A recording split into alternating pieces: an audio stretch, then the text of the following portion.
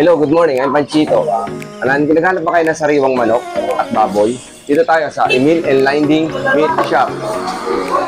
Meron tayong tulad ng Kasim, Big-E, Yempo, at mga pinakuluan na baboy. At meron din tayong ilaw na tinagtad na. At kung may pagpipilian naman kayo regarding sa mga manok na per kilo at tingi, meron din po tayo. At meron din po tayo nabibili katulad ng mga buong manok.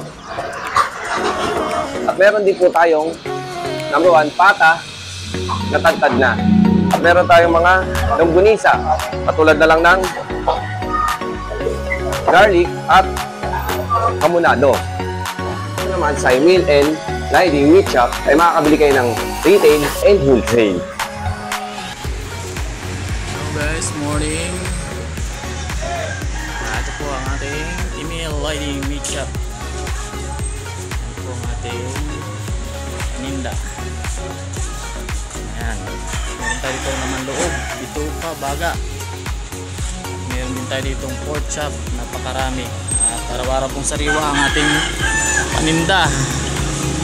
Ayan po, Big-E, Yempo, Kasim, spare ribs, at lomo or tenderloin.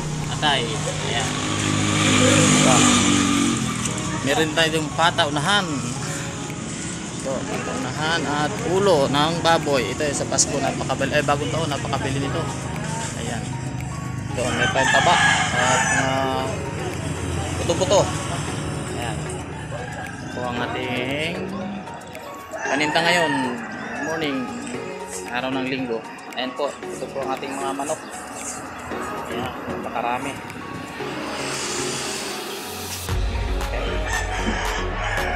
Po. Gusto nyo bumili, punta lang kayo sa Pitong Gubat. Malapit, katabi lang po ito ng Litsunan dito sa Paliparan. Pitong Gubat, Paliparan 3. Sheesh!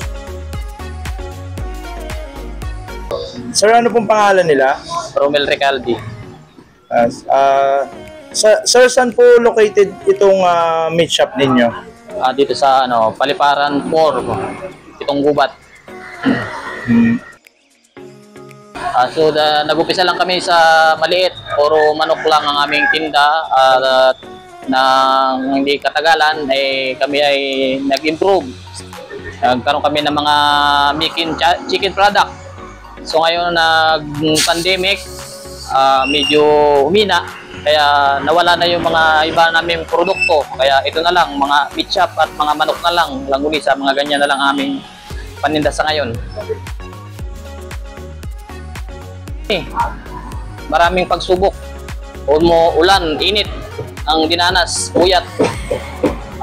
Minsan ay naisarahan pa ng mga service sa pamamalingki. Kaya tiyaga lang.